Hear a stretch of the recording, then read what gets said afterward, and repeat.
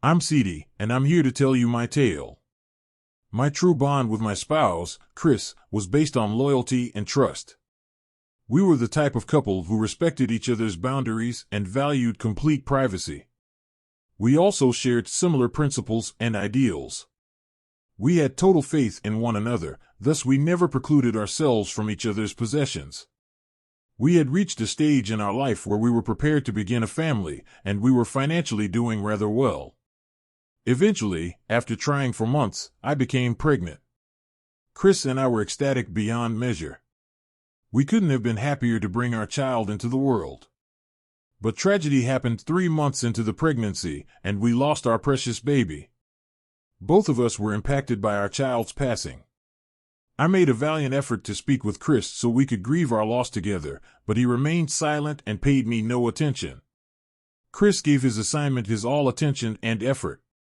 He would frequently stay up late at work. I would frequently return home to an empty house, sleep by myself in an empty bed, and discover that he had left by morning. Though I knew he needed time to grieve, I was nonetheless sad and alone because of the way he was neglecting me. Chris never appeared to want to talk to me, no matter how hard I tried to get through to him. I persisted in trying to talk to Chris in the hopes that he would react appropriately. Chris's perseverance paid off over time, and he was promoted. This required him to travel for work on a regular basis.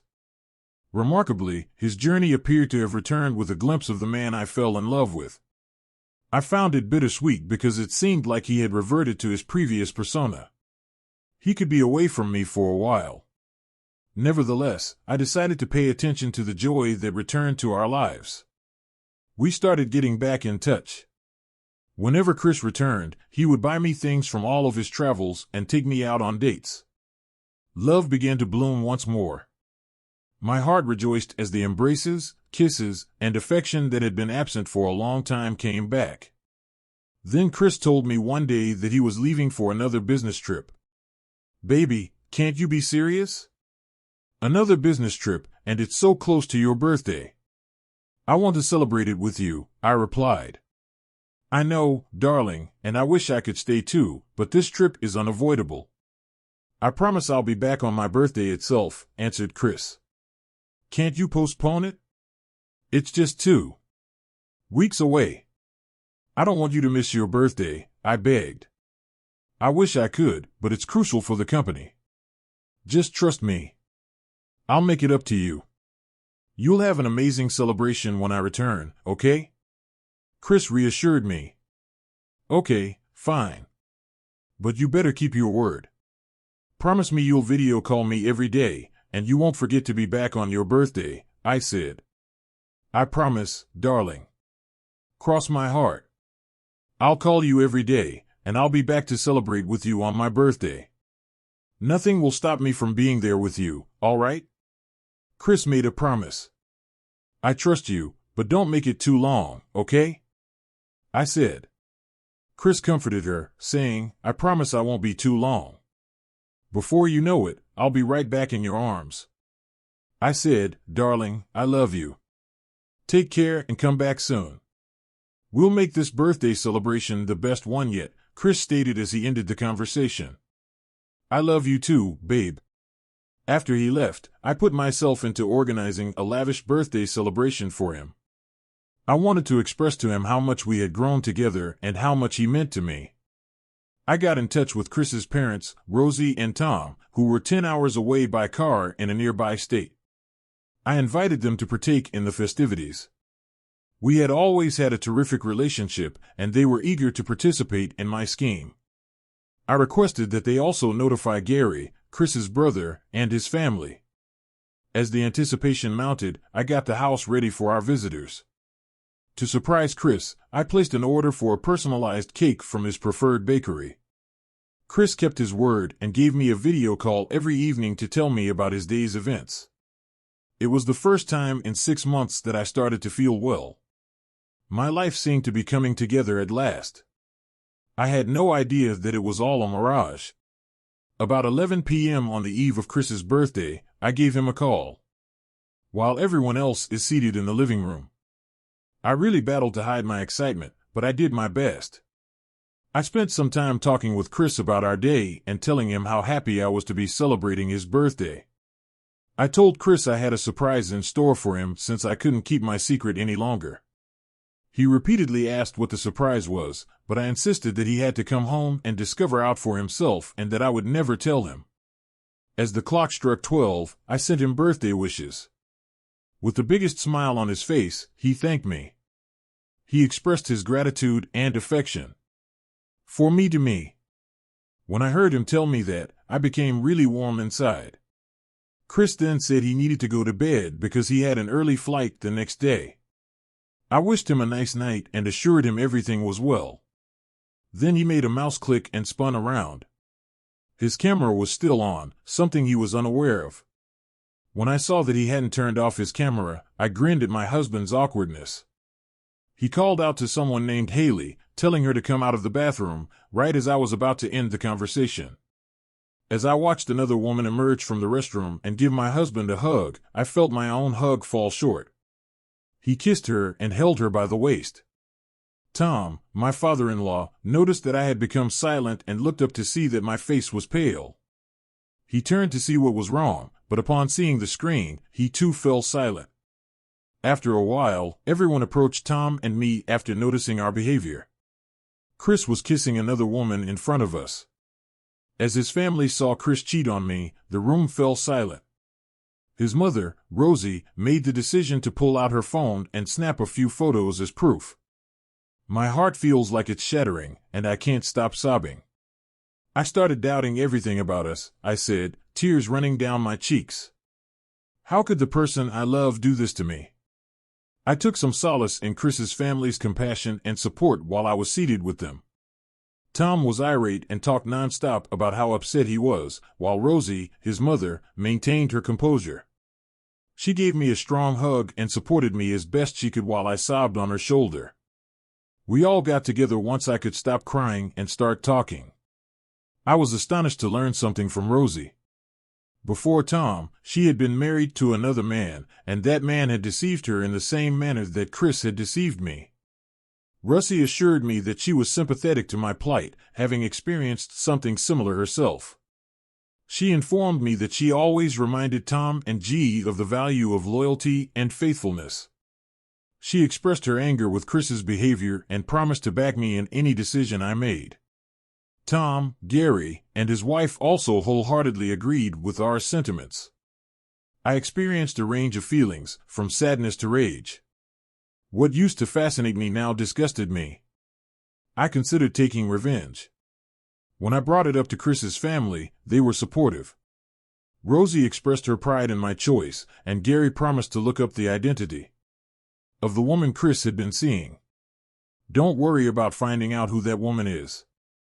I'll handle it. I'll have my way of digging up the information, stated Gary. Gary, thank you so much.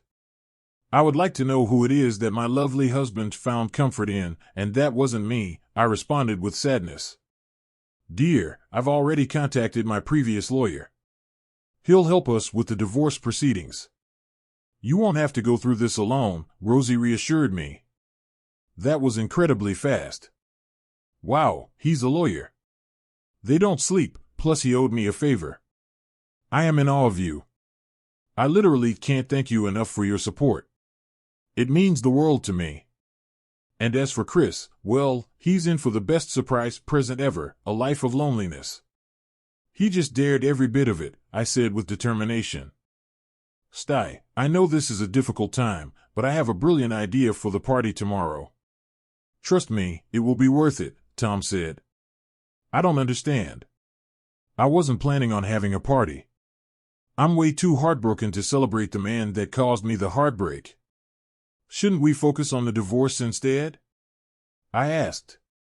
No, trust me, Sty. Tomorrow, we'll pretend like we know nothing. Treat Chris the same way we always have, and then surprise him at the end. Plus, it will give us time to finalize the divorce proceedings. It's about giving him the ultimate surprise and ensuring he understands the consequences of his actions, Tom said. That actually sounds amazing. Let's do it. It'll be a night he'll never forget. Thank you all for being here for me, I replied with gratitude. Everyone fulfilled their commitments. Gary learned that Chris's girlfriend had violated corporate policy by working beneath him at his place of employment. I requested that Gary send Chris's employer an email including proof of his infidelity and abuse of authority. The company would need some time to go over everything. Mary made a large banner with a photo of Chris kissing the woman thanks to her connections. We were going to utilize it the following day during the celebration. Rosie contacted her former attorney, who promptly arranged for someone in the area to assist us. He promised that everything would be prepared for the next day's meeting. Rosie chuckled and told me that her lawyer was the greatest for a reason, so I guess I looked shocked to see him answer so quickly. Chris emerged the following morning, oblivious to what had transpired. He gave me a tender hug as his family pretended to be ignorant. Even though I was even more offended and disgusted, I forced myself to act normal. I told Chris I had to get his birthday cake later that day. Tom volunteered to accompany me, and we visited the office of the divorce attorney. Tom and I had a conversation and discussed our feelings en route. Tom said empathetically, "Lady, I know this must be really tough for you. I can't imagine what you're going through. It's been a roller coaster of emotions, Tom." "I never expected this to happen," I responded with sadness. "I know, Darson. It's heartbreaking when someone we trust and love betrays us like this." "He deserves so much better," said Tom. "I just keep asking myself, why did he do this? And why did I not see it coming?" I murmured. "It's not your fault. Sometimes people hide their true selves until it's too late." "You loved him with all your heart, and that's a beautiful thing," Tom informed me. "And it's just so hard. I never thought our lives would end up like this. I loved Chris so much, and now it feels like everything has fallen apart," I complained. "By Ping F, your love is never easy. I remember you're not alone in this. I'm here for you, supporting you every step of the way," Tom said to me. "It's just overwhelming, the pain, the betrayal. I don't know how to process it all," I said. "It's natural to feel overwhelmed, Darson. Ain't your time to G and heal. But don't forget that you're strong, much stronger than you realize." "I'll come out of this even stronger," Tom said. "Thanks. I really needed to hear that right now. It's hard to see a future beyond this, but I know I have to keep going," I added with a smile. "You're weist D. It might not be easy, but you'll find your way, and in time, you'll be able to rebuild your life and find happiness again," Tom added with a smile. "I hope so. Right now, it feels like a distant dream, but I'll hold on to that hope.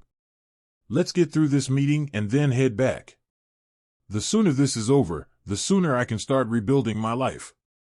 And also, thank you for being here for me," I expressed my appreciation. "Anytime, soon, lady. My family and we'll get through this together. Let's just remember, you're not alone, and we'll support you every step of the way," Tom reassured me. With a heavy heart, I took the divorce papers, thanked the attorney, and paid his fee and headed out. To keep up the pretense, I picked up the cake. As we made our way back home, Rosie and the children amused themselves in the backyard while the living room was being prepared for the big confrontation. Mary put the flag together. After setting things up, I approached Chris in the backyard. I closed my eyes and opened the door for him. His excitement and perplexity turned to terror as soon as he saw the big banner of him kissing his mistress as I withdrew my hands. With a colorless face, he stammered as he asked me to explain what was happening. I handed him the divorce papers without saying anything. "What does all of this mean? Why are you giving me divorce papers? Can't we work things out?" Chris begged. "Chris, this is it. I've tried to work things out, but your betrayal is too much to bear. You broke my trust, and it's irreparable. I can't go on like this anymore. Eddie, please, the answer is to survive. I'm going through a hard time. I need handle.